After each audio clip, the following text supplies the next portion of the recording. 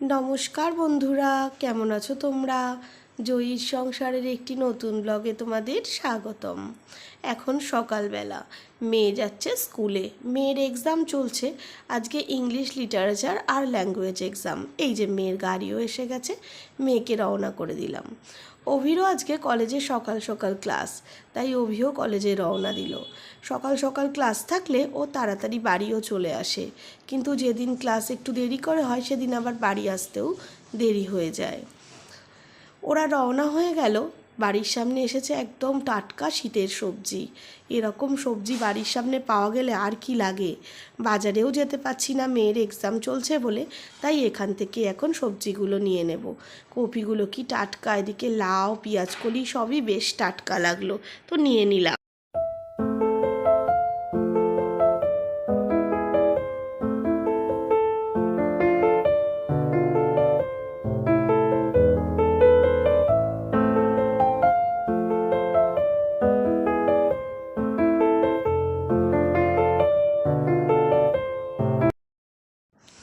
সমস্ত ঘরের বিছানা তুলে সমস্ত ফার্নিচার ডাস্টিং করে এবার চলে এসেছি কিচেনে।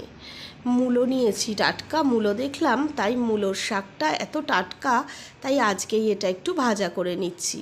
এরকম টাটকা মূলোর শাক খেতে কিন্তু বেশ ভালো লাগে। টাটকা সবজি দেখলেই না আমার ছোটোবেলায় দেশের বাড়ির কথা মনে পড়ে যায়। আমার ঠাকুমা তখন দেশের বাড়িতে যখন থাকতো, আমরাও ডিসেম্বর মাসে ছুটিতে 7 দিনের জন্য যেতাম। তারপরে ঠাকুমা আবার আমাদের সঙ্গে হয়তো চলেও আসতো। তো সেই সময় ওখানে সমস্ত শীতের টাটকা সবজি ঠাকুমা কিনে কিনে খালি রান্না করে করে খাওয়াতো। বলতো এটা খা, এটা টেস্টই আলাদা। সত্যিই তাই। তো ঠাকুমা এখন আর নেই বলে আমাদের আর এখন দেশের বাড়িও যাওয়া হয় না, সেরকম টাটকা সবজিও এখন আর খাওয়া হয় না।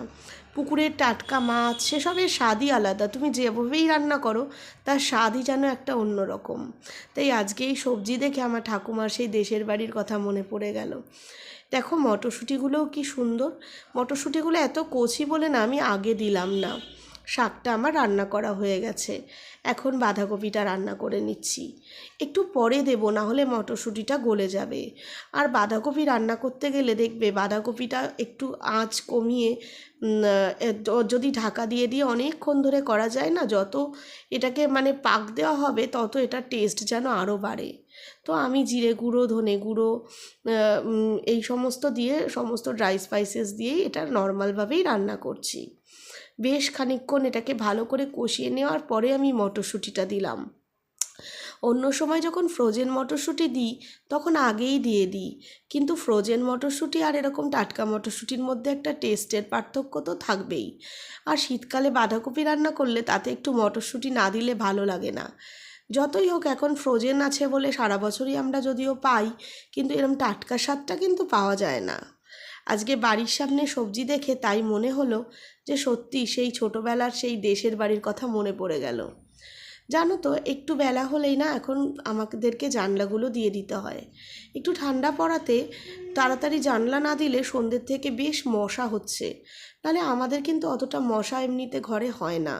তাই রোদটাও যখন ঘরে লাগানো হয়ে গেল তখন জানলাগুলো সকাল সকাল করেই দিয়ে দিলাম। রোদ পড়ার আগেই জানলাটা দিয়ে দিলাম। সমস্ত কাজ হয়ে গেছে, রান্নাও হয়ে গেছে, এবার মেয়ে আসার অপেক্ষা। মেয়ে এলে তবে লাঞ্চটা করি। একটু দেরি হয়, কিন্তু ও এলে তবেই লাঞ্চটা করা হয়। ওরও ওই সময় প্রচণ্ড খিদে পায়, তাই জন্য আমি পুরো রেডি হয়েই থাকি যে ও এলে ওকে যাতে খাবারটা দিয়ে দেওয়া যায় তাড়াতাড়ি। তাই এখন সমস্ত কাজগুলো কমপ্লিট করে নিয়ে এখন একটু বসি।